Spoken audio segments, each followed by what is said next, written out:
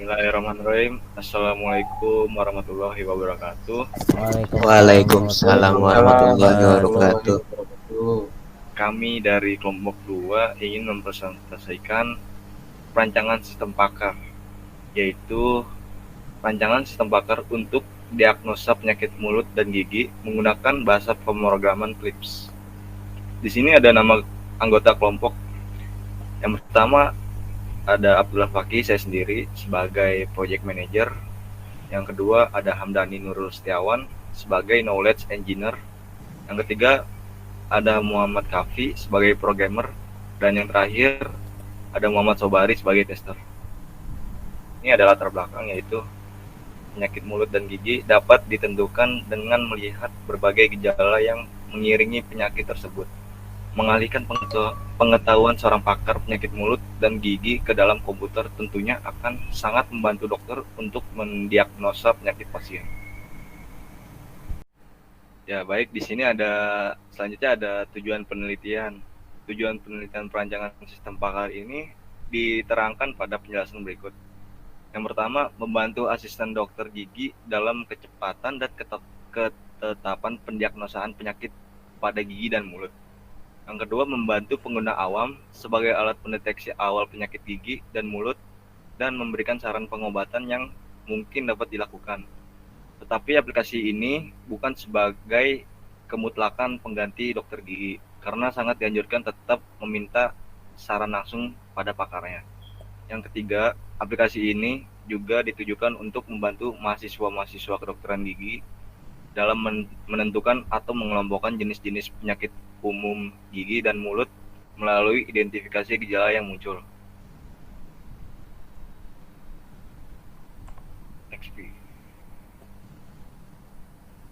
Lalu ada manfaat penelitian. Manfaat perancangan sistem pakar bagi penulis adalah: yang pertama, memperdalam dan memahami ilmu tentang sistem pakar. Yang kedua, menerapkan ilmu-ilmu yang diperoleh selama kuliah seperti pengenalan komputer, analisis dan perancangan sistem, rekayasa perangkat lunak, metodologi penelitian, kecerdasan buatan, dan aplikasi pemrograman web. Yang ketiga, mengetahui macam-macam penyakit gigi dan mulut, diagnosa gejala-gejalanya, dan solusi penyembuhan atau penanganan awalnya. Nah, pada pertemuan pertama, kita menentukan job desk dan mendiskusikan judul yang akan diangkat. Pada pertemuan kedua, kita melakukan pengumpulan data dan melakukan penyusunan proposal. Pada pertemuan ketiga, kita melakukan pengecekan terhadap progres yang sudah dicapai. Pada pertemuan keempat, kita evaluasi dan melakukan finishing. Pada pertemuan kelima, kita akan melakukan presentasi. Selanjutnya akan dipresentasikan oleh Hamdani.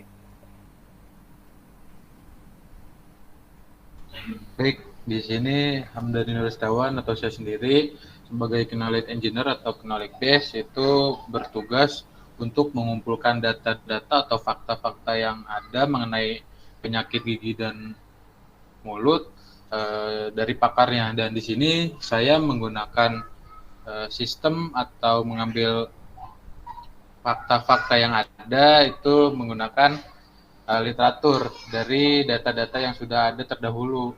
Jadi dari saya akan dilanjutkan ke programmer. Ya, di sini saya Muhammad Kahfi sebagai programmer. Jadi dari fakta yang saya terima dari knowledge engineer, saya berusaha untuk membentuk fakta-fakta tersebut untuk menjadi bahasa pemrograman di Clips idenya tersebut. Lalu setelah itu aplikasinya akan diuji langsung oleh tester kita Muhammad Sobari. Selanjutnya saya Muhammad Subari. Di sini bagian saya melakukan tester pada program yang kami buat pada kelompok kami. Di sini saya akan meloading suatu program yang kita buat. Pertama kita open. Selanjutnya akan mengeran programnya. Di sini terdapat selamat datang di sistem pakar pendiagnosa penyakit mulut dan gigi dibuat oleh kelompok 2 dengan nama-namanya. Yang pertama, di sini ada pilih penyakit mulut dan gigi yang ingin didiagnosa.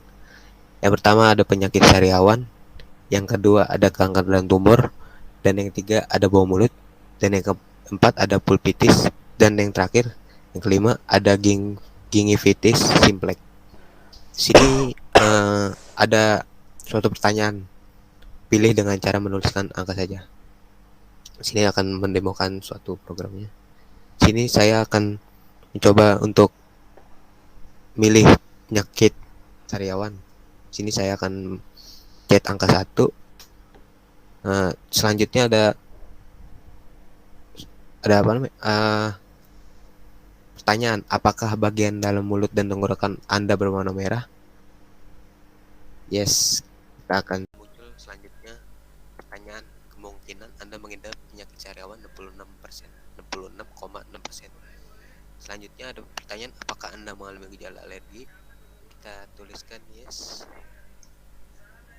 Dan selanjutnya ada tulisan, kemungkinan besar Anda mengidap penyakit sariawan 99,9%. Dan ada kayak pertanyaan kayak notis gitu, segera hubungi dokter untuk langkah lebih lanjut. Ya, selanjutnya di sini saya akan membahas tentang codingannya. Yang pertama di sini terdapat nama-nama anggota kelompok. Lalu di sini terdapat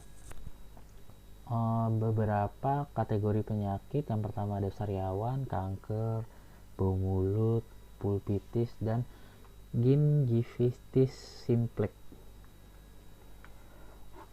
Jadi dari situ pertama kita akan di sini ada codingan yang dimana isinya pertanyaan untuk mendiagnosis penyakit dari sang pasien dengan pertanyaan, apakah bagian dalam mulut dan tenggorokan Anda berwarna merah?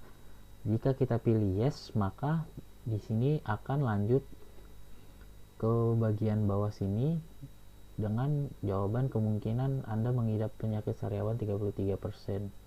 Tapi jika kita sebelumnya memilih no, maka program akan kembali ke menu awal sini. Begitu juga seterusnya hingga penyakit-penyakit yang lainnya juga kurang lebih sama seperti itu.